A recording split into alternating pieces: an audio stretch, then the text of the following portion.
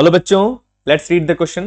The question says thousands of tribals and other forest dwellers gathered at Pipriya in Hoshangabad district in Madhya Pradesh to protest against their proposed displacement from the Satpura national park, Bori wildlife sanctuary and Pachmarhi wildlife century.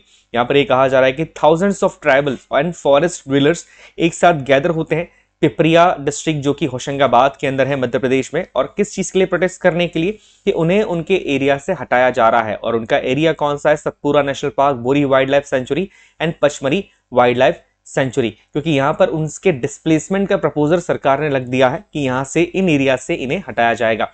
They argue that such a displacement is an attack on their livelihood and beliefs. वो ये argue करते हैं कि इस तरीके का displacement अगर सरकार करती है तो ये अटैक होगा उनके लिवलीहुड के ऊपर और उनके बिलीफ्स के ऊपर.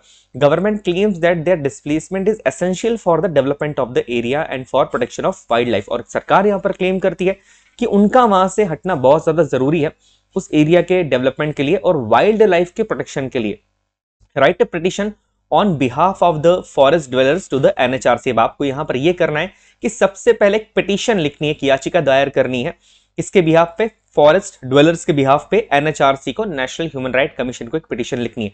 उसके बाद a response from the government. इसके बाद गवर्नमेंट का क्या रिस्पॉन्स है इसके ऊपर ये भी आपको लिखना है. और लास्ट में आपको लिखना है a report of the NHRC on this matter, की NHRC की इस पूरे मैटर के ऊपर रिपोर्ट क्या है वो रिपोर्ट आपको लिखना है. तो सबसे पहले यहां पर हम लिख रहे हैं कि नेशनल ह्यूमन राइट कमीशन, या कह सकते हैं कि NHRC को एक पिटीशन दायर कर रहे हैं ड्वेलर्स की तरफ से. तो सबसे पहले यहां पर हम इस पिटीशन को जब दायर करेंगे तो एक लेटर के फॉर्मेट में आएगी. सबसे पहले आएगा to National Human Rights Commission. इसके बाद एड्रेस आपको लिखना है न्यू दिल्ली. इसके बाद एड्रेस के बाद आपको पिन कोड यहां पर डालना है. और इसके बाद जो एप्लीकेशन स्टार्ट होगी वो यहां से होगी. Dear sir madam, we beg to state that we are poor forest dwellers living in area Satpura national park, Bori wildlife sanctuary and Pachmarhi wildlife sanctuary since ages. कि हम लोग जो है, इसके बाद आपको बताना है कि हम पुअर ड्वेलर्स हैं जो इस एरिया के अंदर रहते हैं. सबसे पहला एरिया अगर बात की जाए कि सतपुरा नेशनल पार्क है, बोरी wildlife sanctuary and Pachmarhi wildlife century, इसके आसपास हम रहते हैं सिंस एजेस, काफी टाइम से इसके आसपास रह रहे हैं. Our livelihood and culture are all connected with these forest area. की हमारी जो लिवलीहुड है, हमारे जीने के जो संसाधन है और हमारा जो कल्चर है, जिस तरीके से हम रहते हैं, वो सारा का सारा कनेक्टेड है इन पूरे फॉरेस्ट एरिया से. पूरे फॉरेस्ट एरिया से हमारे लिवलीहुड एंड कल्चर कनेक्टेड है. But now the government is firm in its decision to displace us from our ancestors land for the sake of development and protection of wildlife. But अब government जो है ये चाह रही है कि वो हमें हमारे इस लैंड से, जिस जमीन पे हमारी जो एंसेस्टर्स की जमीन है, जो हमारी पूर्वजों की जमीन है, उस जमीन से हमें डिस्प्लेस करना चाहती है, उस जमीन से हमें निकालना चाहती है. और इसका रीजन सरकार ने क्या बताया? For the sake of development, के डेवलपमेंट के नाम पर हमें इस जमीन से निकालना चाहती है. और दूसरा रीजन जो सरकार ने यहां पर दिया है वो है प्रोटेक्शन ऑफ वाइल्ड लाइफ, की वाइल्ड लाइफ को प्रोटेक्ट करना. This is clear violation of our right to freedom. ये क्लियर वायलेशन है हमारे राइट टू फ्रीडम का, जो कि हमारा एक फंडामेंटल राइट होता है, किसी भी पर्सन का एक फंडामेंटल राइट होता है, राइट टू फ्रीडम. और यहां पर ये यही कहने चाह रहे हैं कि ये उनका क्लियरली वायलेशन है फंडामेंटल राइट का. और कौन सा राइट है? Right to freedom, which guarantees us to reside in any part of the country. जो हमें गारंटी देता है कि हम हमारे देश के किसी भी पार्ट के अंदर, किसी भी एरिया के अंदर रह सकते हैं. आर्टिकल 19 के अंदर फ्रीडम है कि हम किसी भी एरिया के अंदर रिसाइड कर सकते हैं, किसी भी एरिया के अंदर जाकर रह सकते हैं, जो कि हमारा एक फंडामेंटल राइट है.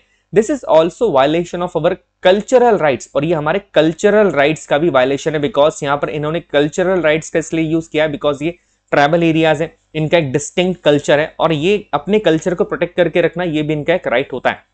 Our constitution gives us the right to preserve and distinct culture. कि यहाँ पर हमारा जो संविधान है उसने हमें राइट दिया है कि right to preserve our distinct culture, कि हमारा जो कल्चर है हमें उसे प्रोटेक्ट करने का भी यहाँ पर अधिकार है. अब ये दोनों राइट्स यहाँ पर किसको देकर रखें? इंडिया के हर सिटीजन को देकर रखें. और इस लेटर के अंदर ड्वेलर्स जो हैं, जो ट्राइब्स हैं, वो अपने इन राइट्स के बारे में ही सरकार को बता रहे हैं. Kindly intervene in this matter and step the government from displace and stop the government from displacing us from our ancestors land. और यहाँ पर ये कहा जा रहा है कि सरकार को NHRC से रिक्वेस्ट कर रहे हैं ड्वेलर्स की इस मैटर के अंदर इंटरवेन कीजिए और सरकार को रोकिए कि हमें हमारे एंसेस्टर का जो लैंड है, हमारे जो पूर्वज जिस जमीन पर रहते थे, उस जमीन से हमें ना निकाला जाए. और लास्ट में यहाँ पर आ जाएगा truly yours forest dealers association की, क्योंकि ये जो लेटर आपने लिखा है ये एनएचआरसी को लिखा है, नेशनल ह्यूमन राइट कमीशन को लिखा है, फॉरेस्ट ड्वेलर एसोसिएशन की तरफ से, ताकि वो सरकार को इस काम को करने से रोके। अब इसके ऊपर जो सरकार का रिस्पांस है वो क्या होता है, गवर्नमेंट के रिस्पांस की हम बात करें, गवर्नमेंट रिस्पांस करती है एनएचआरसी को, dear sir madam, it is in our notice that the forest dwellers living in and around this area, कि हाँ ये हमें पता है, हमारे नोटिस के अंदर है कि जो फॉरेस्ट ड्वेलर्स हैं वो जिस एरिया के अंदर हम डेवलप करना चाह रहे हैं, जिस एरिया से उन्हें डिस्प्लेस करना चाह रहे हैं, उस एरिया के अंदर या उसके आसपास रहते हैं।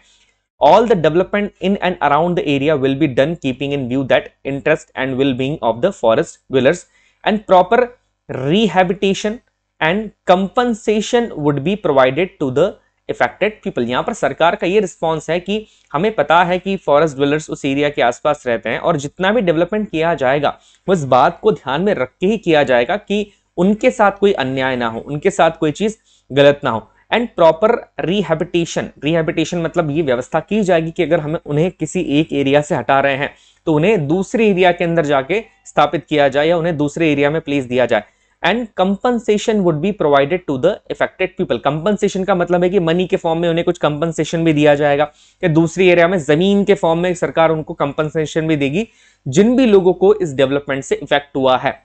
दैट मीन्स जो भी लोग इस डेवलपमेंट के कारण प्रभावित हुए हैं उन्हें गवर्नमेंट प्रॉपर रिहैबिटेशन फैसिलिटी और एक प्रॉपर कंपनसेशन देने का भी यहाँ पर वादा कर रही है। अब इस तरीके से गवर्नमेंट ने यहाँ पर अपना रिस्पांस दिया है। अब रिस्पांस किसने दिया है, ministry of environment and forest, government of India. Ministry of environment और जो फॉरेस्ट है हमारी भारत सरकार की, उस मिनिस्ट्री का रिस्पांस आता है।